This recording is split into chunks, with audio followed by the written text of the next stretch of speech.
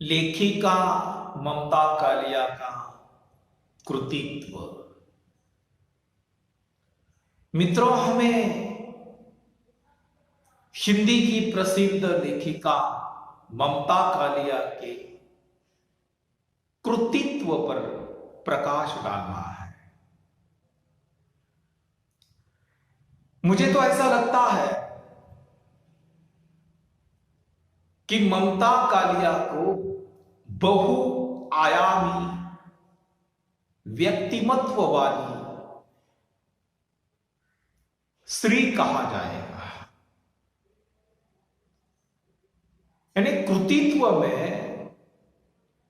ममता कालिया ने आज तक यानी सन 1960 से लेकर आज तक ममता कालिया ने जितना भी हिंदी भाषा में लेखन कार्य किया है वह उनका कृतित्व है। बच्चों, लेखिका ममता कालिया ने हिंदी में कई प्रकार का साहित्य निर्माण किया और इसलिए हम ममता कालिया को कई नामों से पुकार सकते हैं।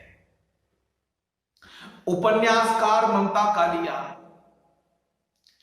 कहानीकार ममता कालिया, एकांकीकार ममता कालिया, कवयित्री ममता कालिया, बाल साहित्यकार ममता कालिया और एक विशेष अध्यापिका ममता कालिया।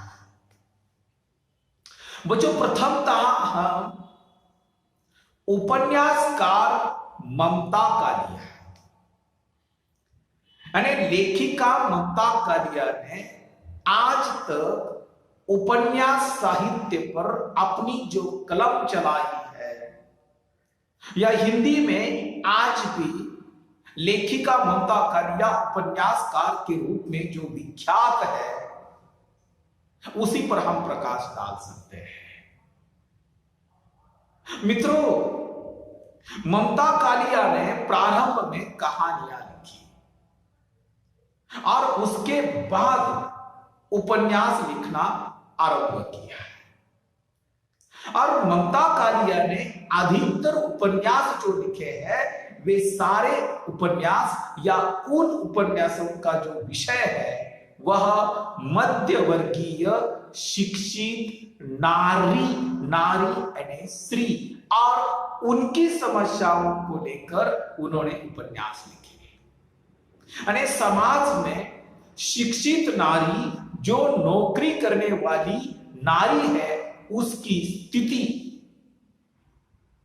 और पति पत्नी के प्रेमहीन संबंध आदि उनके उपन्यासों के मुख्य विषय रहे हैं। ममता कालिया ने बच्चों बेघर नाम का एक उपन्यास लिखा, दूसरा उपन्यास नरक दर नरक लिखा, तीसरा उपन्यास प्रेम कहानी, चौथा उपन्यास एक पत्नी के नोट्स।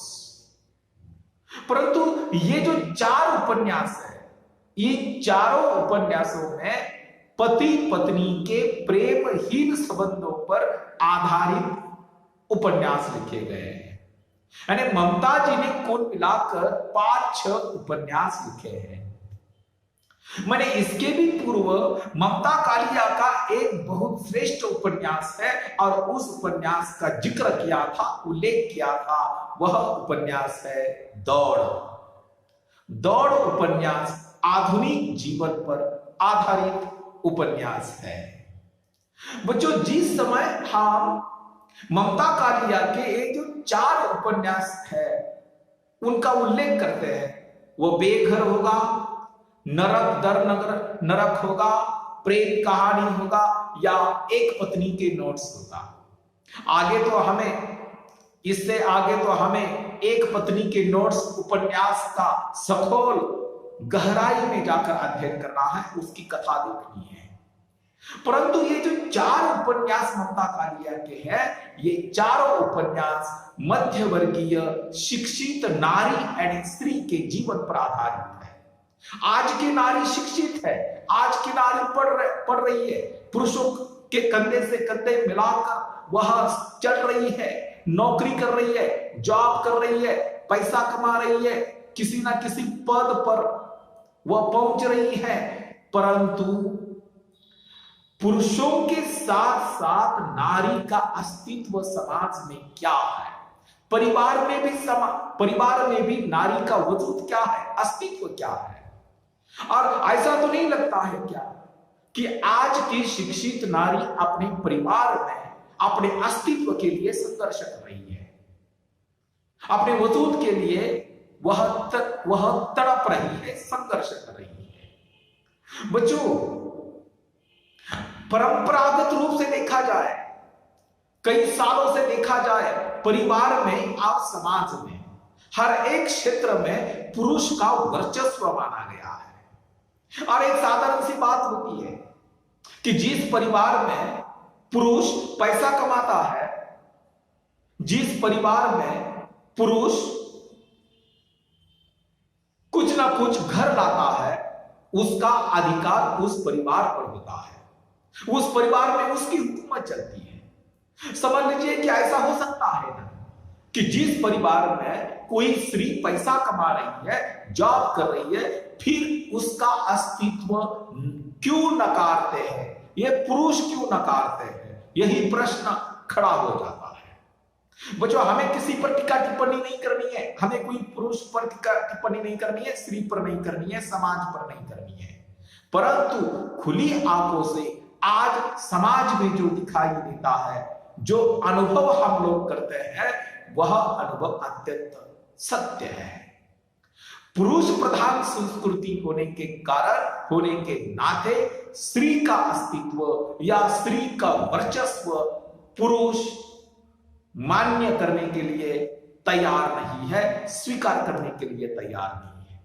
मैं तो इस तरह का आदमी हूं, मैं इस तरह का विचार कर सकता हूं कि आप लोग अपने परिवार में अपनी जो स्त्री होगी, वो स्त्री का अस्तित्व मान्य करें या न करें, अपने से भी बढ़कर माने न माने, परंतु अपनी बराबरी का मानने में क्या हर्ज है, क्या दुख है, क्या वेदना है। पत्नी को अपने बराबरी का दर्जा दे नहीं सकते। जिस तरह बच्चों पुरुष घर से बाहर जाकर कोई जॉब करता है, कोई नौकरी करता है, कोई पैसा कमाता है, उस परिवार में उसका जितना महत्व होता है, उतना ही उसकी अर्धांगिनी घर में होती है, परिवार में होती है, उसका भी महत्व होता है।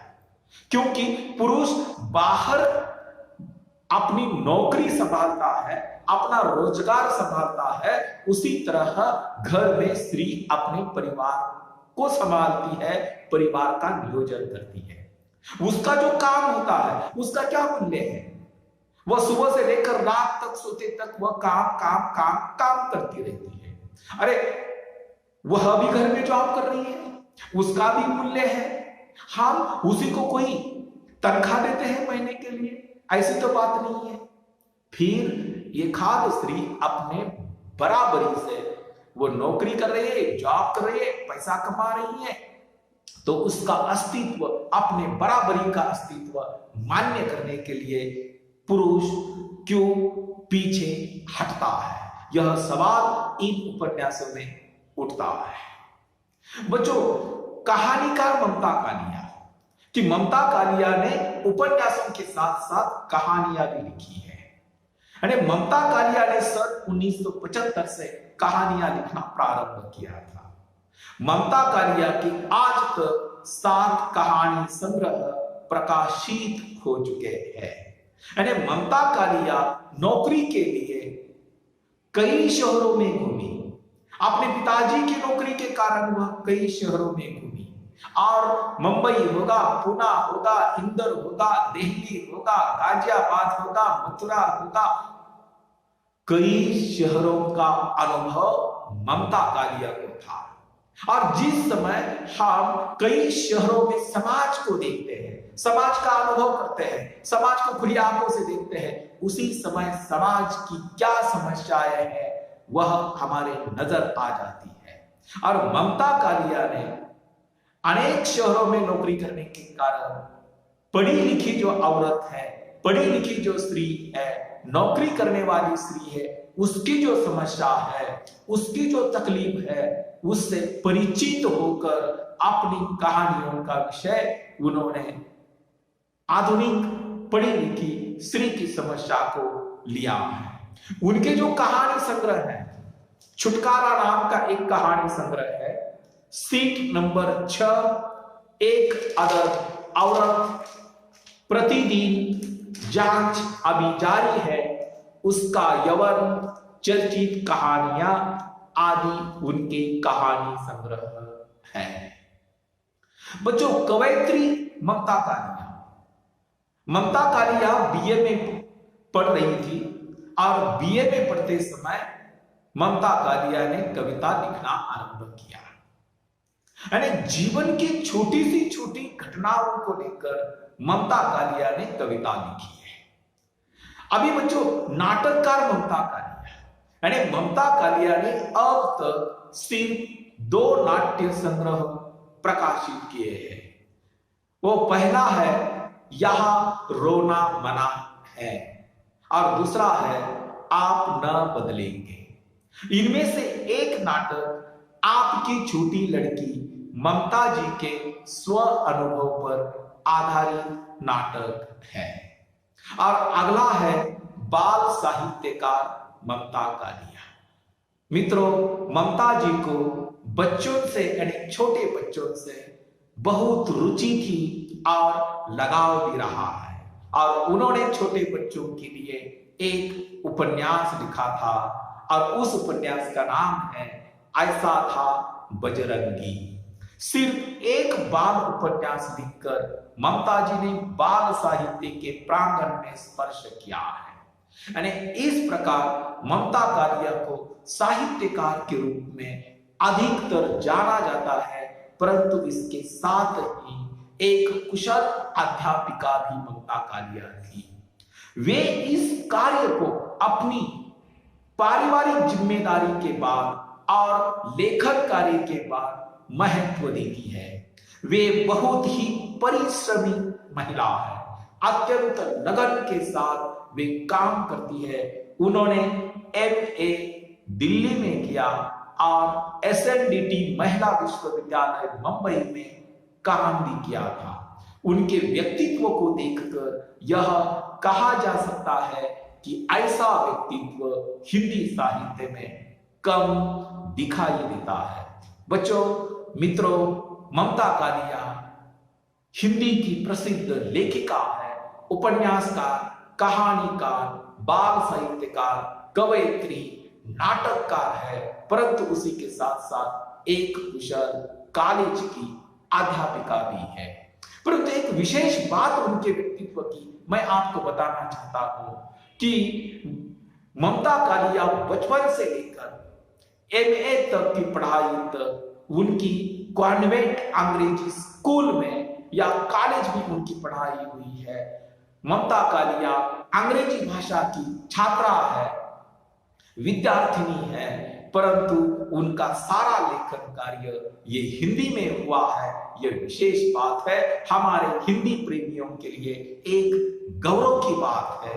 ममता कालिया हिंदी साहित्य के लिए एक आसमान का तारा कहा जा सकता है।